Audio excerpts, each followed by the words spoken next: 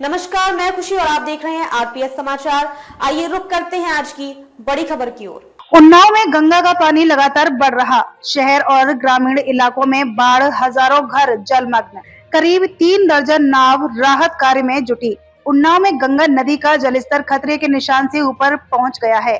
सोमवार सुबह जलस्तर 113.130 मीटर दर्ज किया गया। यह खतरे के निशान 113 मीटर से 13 सेंटीमीटर अधिक है। नगर और आसपास के ग्रामीण इलाकों में बाढ़ की स्थिति है। हजारों घरों में पानी भर गया है। तटीय इलाकों के कई मकान एक मंजिल तक डूब गए हैं। लोग छतों पर शरण लेकर जान बचा रहे हैं। आवागमन पूरी तरह से रुक गया है। पहाड़ी क्षेत्रों में लगातार बारिश और बांधों से छोड़े जा रहे पानी से गंगा का जलस्तर बढ़ रहा है। शनिवार शाम 112.880 मीटर से बढ़कर रविवार शाम तक 113.20 मीटर हो गया है। शहरी क्षेत्र में सैयद कंपाउंड, तेजीपुरवा, चंपापुरवा समेत कई मोहल्लों में पानी घुस गया है। कई जगह कमर तक पानी भरा है। ग्रामीण इलाकों में पीपरखेड़ा, गजियाखेड़ा, फतेखेड़ा सहित कई गांव बाढ़ की चपेट में हैं। सड़कों पर तेज बहाव के कारण शहर से संपर्क टूट गया है। जिला प्रशासन ने राहत और बचाव कार्य के लिए 33 नावें तैनात की हैं। ये नावें फंसे लोगों को सुरक्षित स्थानों तक पहुंचाने और खाद्यान्न, पीने का पानी व दवाएं पहुंचाने में लगी हैं। लोगों ने नाव बढ़ाने की मांग। हालांकि तेजी से फैलते पानी और प्रभावित परिवारों की संख्या को देखते हुए इन नावों की संख्या अपर्याप्त साबित हो रही है। लोग प्रशासन से और अधिक नावों की व्यवस्था तथा राहत शिविरों की संख्या बढ़ाने की मांग कर रहे हैं। बाढ़ का असर अब बिजली व्यवस्था पर भी दिखाई देने लगा है। त्रिभुवन खेड़ा पावर हाउस तक पानी पहुंच गया है, जिसके चलते कई ग्रामीण इलाकों की बिजली आपूर्ति ठप हो गई है। इससे न केवल रोशनी बाधित हुई है, बल्कि संचार सुविधाएं भी ठप हो गई हैं। ग्रामीण अंधेरे में फंसे हुए हैं और राहत दल के इंतजार में दिन रात गुजार रहे हैं। बाढ़ से प्रभावित नागरिकों का कहना है कि उन्हें इस आपदा के लिए पहले से कोई ठोस चेतावनी नहीं दी गई थी। अचानक आए इस संकट ने उन्हें मानसिक और आर्थिक रूप से तोड़कर रख दिया है। घरों का सामान, पशुधन और रोजमर्रा की जरूरत की वस्तुएं पानी में डूब चुकी हैं। लोग खुलेआम प्रशासन से राहत कार्य तेज करने की गुहार लगा रहे हैं। फतेहपुर चौरासी क्षेत्र में फिर घरों में घुसा बाढ़ का पानी, 14 गांव की बिजली कटी। गंगा का जलस्तर बढ़ने के कारण कटरी में फिर से आफत मच गई है। घरों तक पानी पहुंचने के कारण ग्रामीणों को दिक्कत झेलनी पड़ रही है। मन्ना नगर से चिरंजीवपुरवा मार्ग पर पानी भरने से ग्रामीणों को मुसीबतों का सामना करना पड़ रहा है। मन्ना नगर, गड़ाई, दबोली गांव के मजरों में बाढ़ का पानी घरों में घुस गया है। भूलभुलैया खेड़ा, शातिर बंगला विद्यालय में बाढ़ का पानी भर गया है। खलक खेड़ा गांव में किला माता मंदिर के चारों ओर पानी भर गया है। इसी के बाद सहरिया बंगला, कुशेहर बंगला, संतन बंगला, नया बंगला, हिंदूपुर, गड़ाई, अर्जुनपुर, मन्ना नगर समेत 14 गांव की बिजली काट दी गई है। किसानों की सब्जी, धान, तिल्ली आदि फसलें बर्बाद हो गई हैं। गंगा और पांडु नदी की धाराएं मिली, हर तरफ पानी ही पानी। पाटन बीघापुर तहसील क्षेत्र के कटरी में बाढ़ ने तबाही मचा रखी है। गंगा व पांडु नदी धाराएं एक में मिलकर बह रही हैं। चारों तरफ पानी ही पानी दिखाई पड़ रहा है। माझा, धर्मपुर के हालात खराब है। इन गांव के लोग सुरक्षित स्थानों में तिरपाल तान कर रह रहे हैं। पसनिया खेड़ा, रतुआ खेड़ा, पंकुपुर, मानपुर, गढ़वा आदि में पानी भरा है। कई गांव के लोग नाव से आवागमन कर रहे हैं। हजारों बीघा फसल जलमग्न हो गई है। कुछ लोग फतेहपुर जनपद के शिवराजपुर के बाढ़ राहत केंद्र में शरण लिए हैं। बाढ़ से धान, ज्वार, बाजरा, सब्जियों की फसलें डूबी हैं। स्वास्थ्य व पशुपालन विभाग की टीमें प्रतिदिन न आने के कारण बाढ़ पीड़ितों को निजी डॉक्टरों की शरण लेनी पड़ रही है। कहीं बाढ़ तो कहीं पानी की कमी से धान फसलों को झटका। फतेहपुर चौरासी एक और गंगा का जलस्तर बढ़ने के कारण कटरी क्षेत्र के किसानों की धान की फसल जलमग्न हो गई है, जिससे किसानों को भारी नुकसान हुआ है।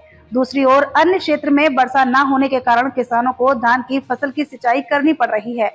किसान संत कुमार त्रिवेदी, रामबाबू, रमा तिवारी, गुड्डू शुक्ला ने बताया कि बीते वर्ष की अपेक्षा वर्षा कम हुई है, जिससे पंपिंग सेट से सिंचाई करनी पड़ रही है, जिससे फसल में अधिक लागत भी लग रही है। उमस होने के कारण जल्दी फसल की सिंचाई करनी पड़ रही है। बाढ़ के बीच फंसी किशोरी को जहरीले कीड़े ने डसा। परियर सफीपुर क्षेत्र के बाबू बंगला गांव में बाढ़ का पानी घरों में भर जाने के कारण घर की छत पर अपने परिवार के साथ रह रहे भोला निषाद की बेटी मनीषा शाम करीब 7:30 बजे। भाई जी शुभ नाम जान सकते हैं? मैं डॉक्टर मुन्ना अलवी, पूर्व प्रत्याशी हूँ समाजवादी पार्टी का आंगनबाड़ी विधानसभा क्षेत्र से। और इस वक्त हम लोग हैं कटरी गदनपुर आहार। यहाँ पर बाढ़ की विभीषिका से बुरी तरीके से ये गांव ग्रसित है और हम लोग सुख दुख के साथी हैं, तो हम लोग यहाँ पर आए हुए हैं यहाँ का हालचाल खबर लेने के लिए। बाढ़ की विभीषिका पिछली बार भी बहुत ज़्यादा यहाँ पर परेशान हो गए थे लोग, और लगभग हम लोग 2 वर्ष इधर लगातार जब ये बाढ़ यहाँ आई तो हम लोग यहाँ पर नया पुरवा, हरीगंज और धन्नापुरवा और जितने चौगवा बगल में है, सारे जितने ये गांव हैं यहाँ पर जो डूबे हुए थे, उनमें हम लोगों ने महीनों कैंप लगा के गए। यहाँ पर राहत सामग्री हम समाजवादी साथियों ने बांटने में काम किया था, और साथ ही यहाँ पर इलाज की व्यवस्था, चूँकि पेशे से डॉक्टर हूँ तो जो भी मुझसे बन पड़ा, हम लोग 2-2, 3-3 नाव में दवाएं भर के जाते थे और वहाँ पर उन लोगों मदद करने का काम करते थे। और आज की डेट में जो जिस तरीके से ये हर बार यही मुसीबत बनी हुई है, तो हम लोग समाजवादी लोग हम सिर्फ सुख दुख के साथी हैं, और साथ ही हम मांग भी करते हैं कि यहाँ के गांव इतना ये माँ गंगा के असली बेटे हैं, इनकी जो है हर किस्म की जो सुनवाई होनी चाहिए, उसके लिए हम लोग आए हैं। और इनके जो परेशानियां हैं आज उनको हम लोग लिखित तौर पर ले जाकर हम प्रशासन से मांग करेंगे कि इनके जितने भी ये जलमग्न, ये दिखाइए जरा, ये रोड इनका ये पूरा का पूरा अवरोध हो चुका है पूरी तरीके से। रोड आप देख रहे हैं और रोड के ऊपर आपको नाव दिख रही चलते हुए। इनके पास जो है इनका एक ही जरिया है, माँ गंगा के बेटों के पास कहार, कश्यप, बिंद, निषाद, लोध जितना भी यहाँ रहता है, सबका एक ही रहता था कि कम से कम करेला या इस तरह की जो खेती है वो करके अपना भरण पोषण ये लोग करते हैं। लेकिन आज के हालात ये कि इन सब की फसलें आप जिधर भी नजर दौड़ाएंगे पूरी की पूरी डूब गई हैं। तो मेरा प्रशासन से यही मांग है कि उचित मुआवजा मिलना चाहिए, पहली चीज।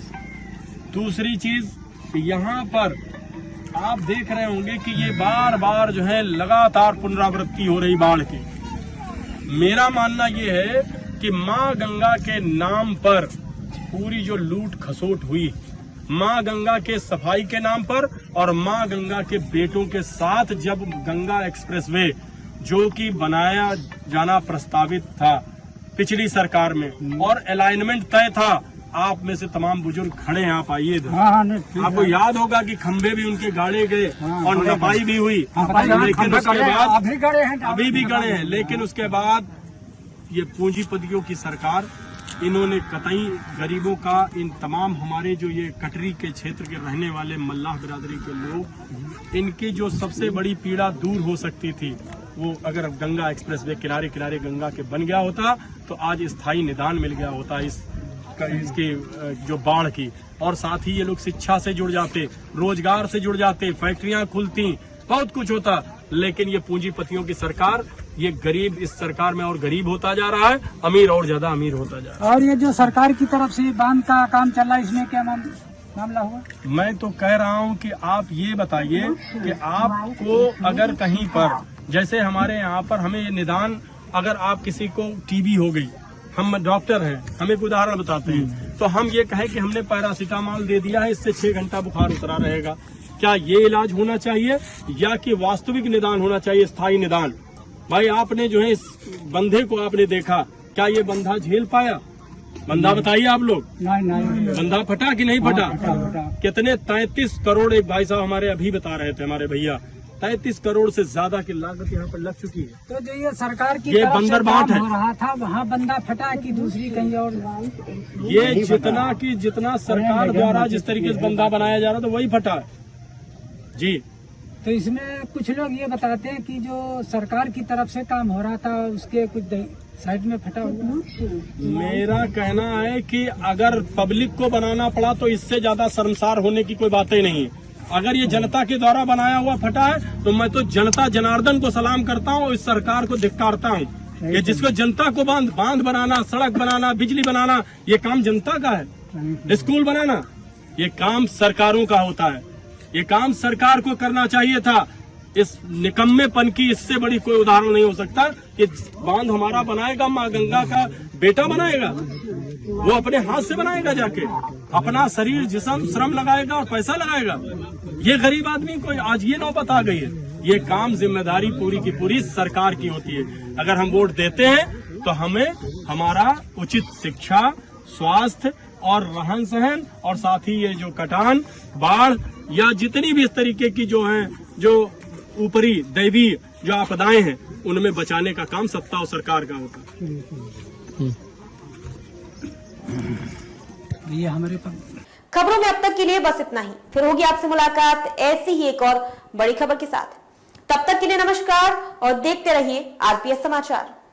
ऐसे ही लेटेस्ट अपडेट्स के लिए हमारे चैनल आरपीएस समाचार को सब्सक्राइब करें और तुरंत नोटिफिकेशन पाने के लिए बेल आइकन प्रेस करना ना भूलें।